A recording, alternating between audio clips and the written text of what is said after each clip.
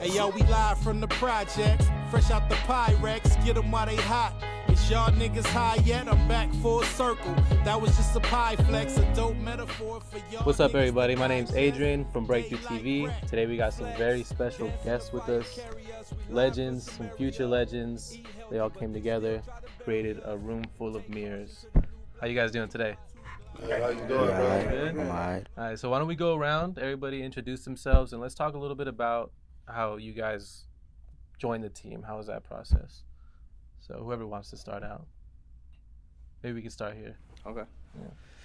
Yeah. What up? My name's Hari. I produce and engineer. I started out with Punch a while back, like 5-6 years ago. I used to intern for Ali, and then that's where I met Punch, and then I'm here now. Oh, nice. Punch, president of Top Dog Entertainment. This thing started like towards the end of my album. Everybody just kind of linked, and it was like, let's make some records or whatever. So that's the short story. Yeah.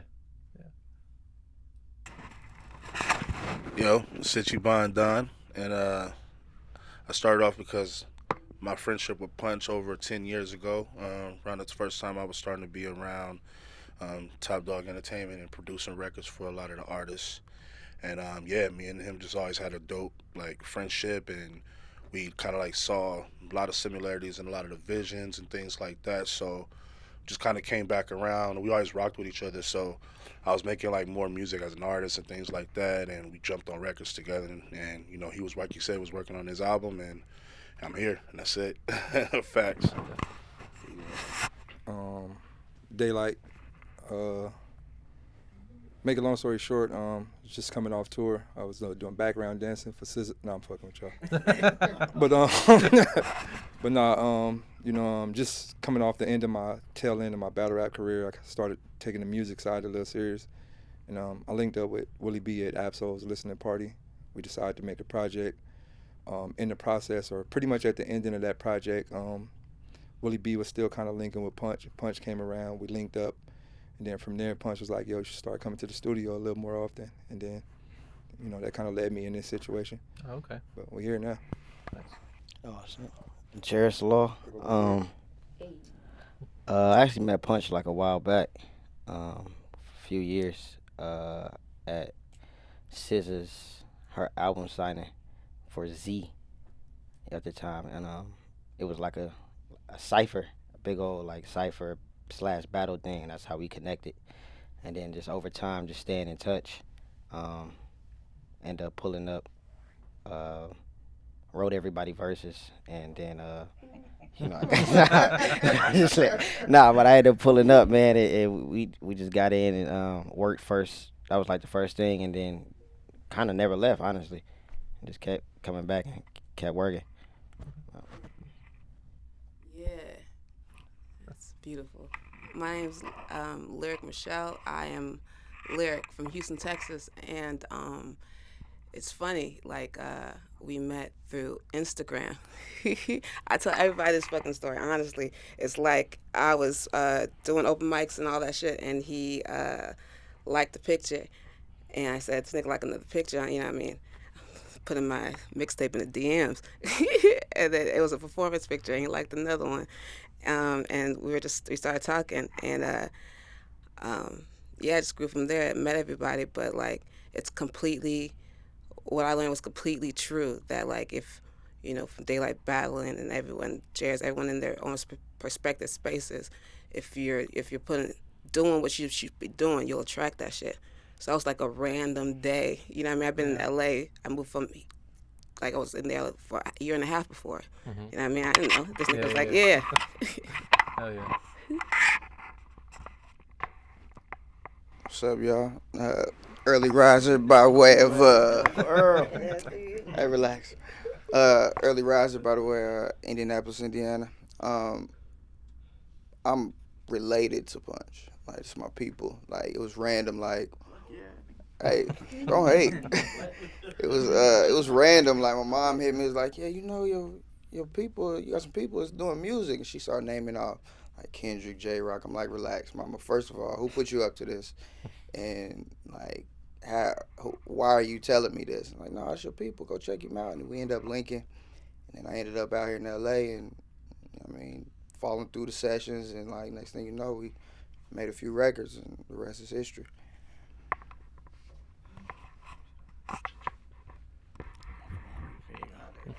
What's up? My name is Nick Grant. How I met Punch was I had an album out at the time, and was a fan on Twitter. And he asked Punch, did he hear it? And Punch was like, nah, I ain't hear it. You know, in typical Punch fashion. Throwing nigga shit out the window kind of shit. But, you told me yourself. But nah, yeah, he told a fan he didn't hear it, but he knew it was dope. So I guess he heard it eventually. Reached out to me. He's like, if you ever need anything, just hit me up. But yeah. Shout out that fan. Did you ever reach out to him? We owe him some money, something. Yeah, we owe him something. We gotta find That's fine, man. It sounds like sounds like everything came together pretty organically though with all you guys. So it's like it's very it's cool to see that happen, you know what I mean? And obviously it translates to the music too when you guys are working together.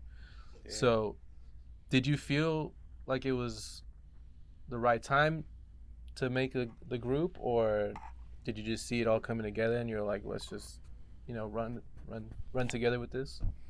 Well, I mean, it's not really a group like that.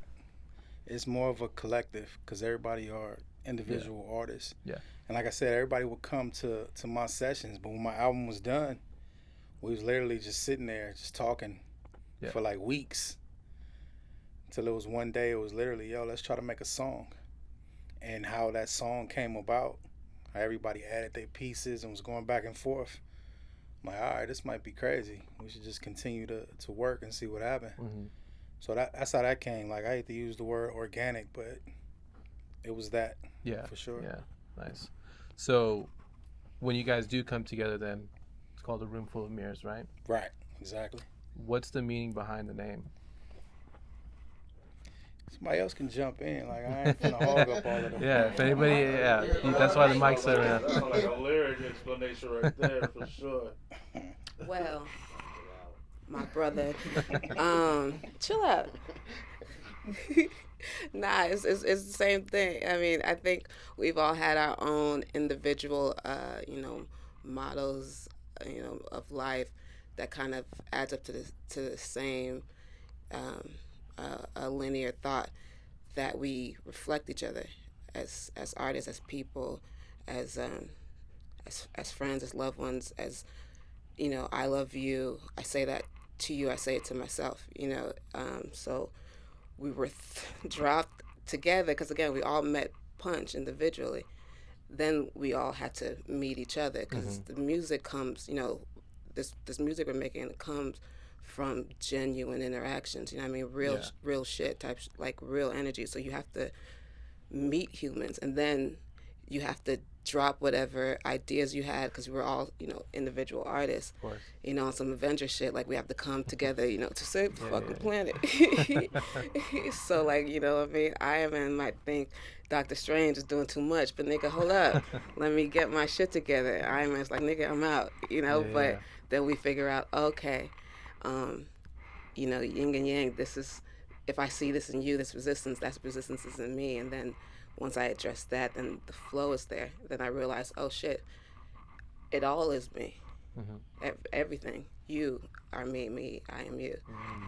Reflections. Even further on the name too, it didn't come about till maybe almost halfway through the album.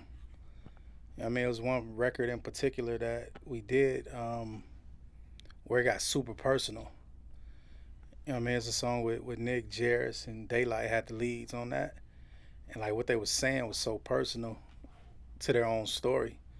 So I'm like, yo, we're just really reflecting each other. And everybody was loners too. Yeah. So to have a collection for the loners was crazy. Yeah. Reflecting each other literally. Of course. That's where the mirrors comes in. There's some good explanations. So, watching you guys, you guys have a vlog series out. right? You dropped a few episodes. I've seen some fans really loving it. Some people were even saying that you guys remind them of like Black Hippy in the earlier years.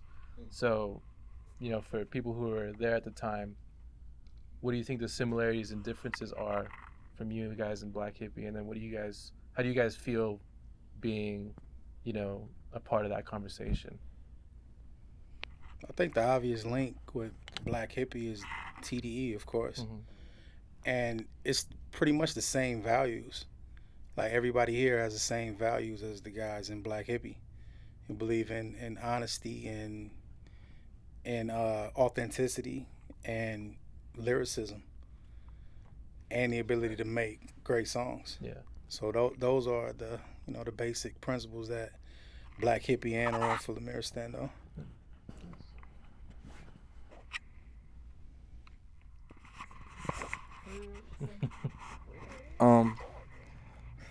I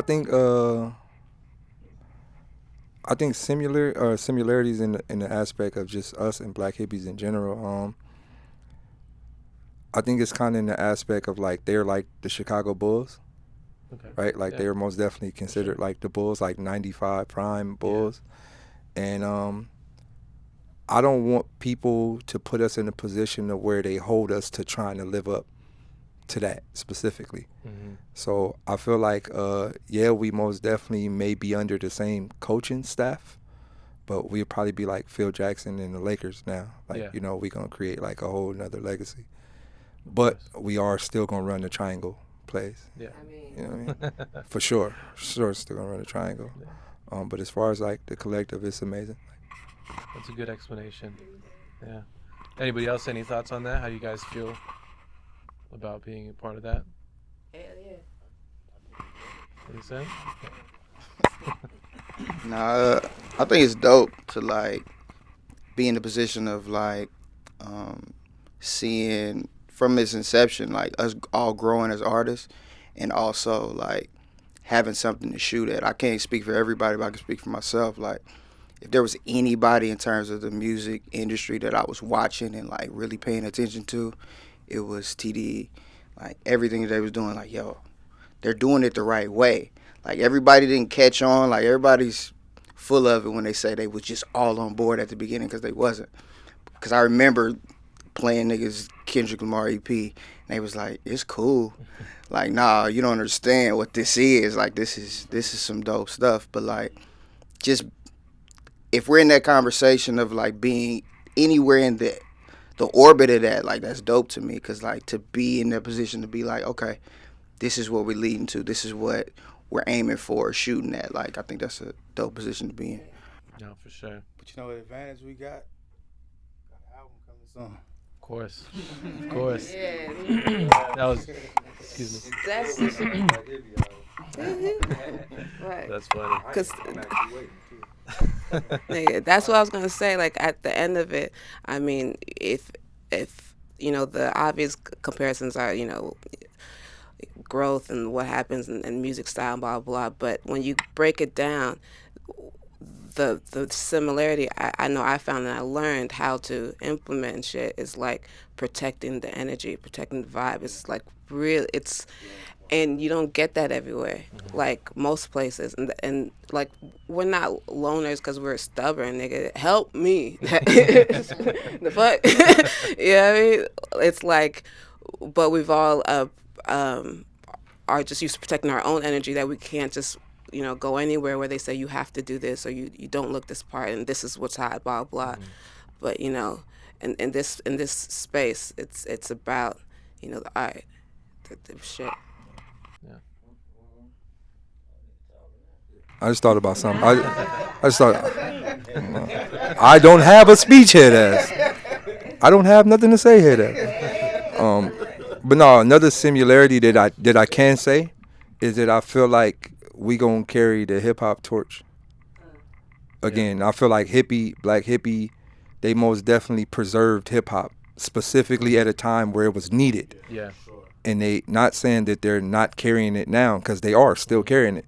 But I think like if this is a race, like it's a race, a grand scheme race of hip hop, I think there's a time where they're gonna be like, all right, yo, hey, y'all finish it up for us, finish the race for us. So I most definitely feel that's kind of like a mission that we have to continue to carry the hip hop fire. Yeah. So Yeah, no, that's super exciting. So you mentioned the project, so let's talk a little bit about that. That's why we're here today. So why don't we talk about what the project's titled, and if we're ready to, a release date? The project is titled Money Bags, and it's based off of short film that we actually shot together. So the album served as a almost soundtrack to that film. Yeah. As far as release dates, I'm not gonna say a date yet, but very soon. Okay. Yeah. I know we briefly talked about it. It has a Reservoir Dogs inspiration. Is that correct, the film? Yeah. Yeah. What was the idea behind that? The original idea was, if you watch the movies Reservoir Dogs, it's like it never shows the actual robbery, and it never shows what happened after. Yeah. So I want to kind of loosely base the film off of what happened before, as far as the preparation or whatever they had to do, and then what did they do after. So it's loosely based off of that idea. Yeah. It's fire, by the way. I Love that appreciate movie. it, bro. So, just going around, how would you guys describe this project in a few words? Unpredictable. It's organized chaos, because there's so many different personalities, but yet they all mesh so well. It's so crazy. And I always gave Punch like big ups on that. Like, I was like, yo, how did you even know to put like 8-9 niggas together? And it sounds like the record only got 2 artists on it. Yeah. Max, you feel me? Like, it don't make you feel like it's Triumph from Wu-Tang. Not saying, because I love Triumph, you know what I'm saying? And it's not to say that song was too crazy, but imagine if Wu-Tang released a record that sounded like Triumph for every record they dropped. Yeah. It would have been overload. Or if anybody drops a record that has that much energy on it and it's that long or whatever, but like, man, these songs are normal 3 to 4 minute long songs. The message is impactful, different perspectives of the same message. Yeah. And man, it's just all relative, and it feels good, and it doesn't make you feel like somebody's trying to force feed you anything. It doesn't make you feel like you're struggling to understand something. It flows. Yeah. You know what I'm saying? Nice. You want me to do how I used to do? Nah, yeah. I retired that nigga for real. Nah. I think Come on, Granny Sweats. Come on, Blade. I'm telling you. Yeah, Blade. Tights loose as hell. Hell yeah. Them the one your granny take off at night. But nah, I think the project is honest. I think, what I picked up after listening to the records and watching everybody create is, whatever they're going through at that time of their life, whenever we're making these records, is I'm hearing whatever's personally going on in their lives. Just people being truthful and being honest. And very open. Yeah, absolutely. And just tying that into the, the creative things that they're doing, whether it's finding new pockets, finding new flows, finding different beats to rap on, myself included. Me the most, I feel like, because it's like the group kind of opened me up to hopping on different beats and doing different things and trying different voices and trying different pockets that I probably would have never tried. Yeah. Yeah. Yeah. So that's interesting. That was gonna be, one of my questions is, what was the difference between, working on your craft as a solo artist and then coming together to work, as a team? Overthinking for me. Overthinking? Sure. Yeah, if I'm by myself, I'm overthink off the rip. Yeah. Like, that's just me. I'm my worst critic. Okay. So I'm a run myself dry. But sometimes it's real good to have people there to tell you, stop overthinking it, knock it off. It's good already. Mm-hmm. And even still, like, I ain't gonna lie, I'm stubborn. So even if you tell me knock it off, and I might still try it, but then I'll be like, you know what? I'll come back. I had to humble myself and be like, you was right, And it's all really about, for me personally, it's more about gaining that trust, because I'm used to just doing music, by myself course. and everything. So Yeah. for me, that's the way it is. Like, I got this guy to like level me out from the overthinking. No, that's good. I feel like you need that, that support. I from the didn't team. honestly, I didn't know I needed it until now. For real, if I'm being 100 with you, I didn't know I needed that until now, and I realized like, dang man, that actually take a lot of pressure off my shoulders. Yeah. Or I can just do the music to where because I just really wanted to be really really good. Yeah. And I won't accept nothing less. Mm-hmm. So. No, that's cool, man. Hell yeah. Honestly, I think the best part about this situation, and like I said, I can't speak for everybody in the group, but I can speak for myself, that the ability to grow in this situation, like with these records, like you walking into the room with dogs, like this, like it's these are monsters. I'm surrounded by people that do this in they sleep. And I put this room up against anybody, anywhere, anytime. Straight up, like, but in that I had to learn how to like find myself and grow into the artist that I wanted to be. Cause prior to this, I was cool, but like in the mix of it, you kind of learn how to like you better catch up or you can get chopped up in here. So I'm like, all right, cool. But now, like, respectfully, like you can put me in any room and I'm comfortable because of being amongst these super dope artists. Yeah.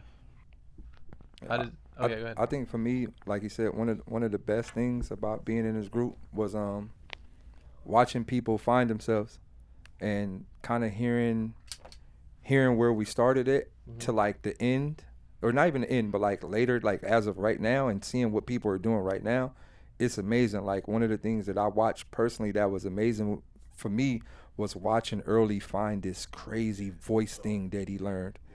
It was amazing. I think like one record he hit the note, and Hari was like, go do that again, right? And then he did it a few times and a few records, and then before you know it, I'm like, yo, he found his power, and vice versa. Everyone found like where not their weak spot, but it's like, okay, I'm not good at that. Okay, I'm not gonna try to be good at that. I'm gonna be good at this. I'm gonna be good at that. I'm gonna be good at this. Or I'm gonna try this. Or I'm gonna try that. So watching everybody grow and also us inspiring each other to grow has been like amazing journey. With that being said, a lot of us have been like not necessarily solo artists, but we just been solo people in life outside of this.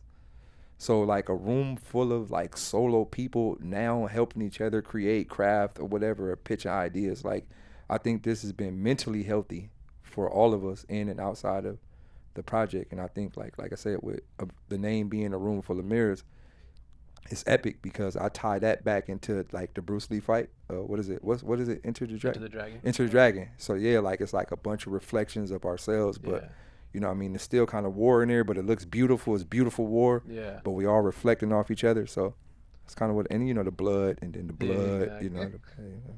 That's amazing, man. It sounds like, it goes beyond the music with all you guys here. It's outside of that, it's into your personal lives too, that you guys are helping each other and lifting each other up. So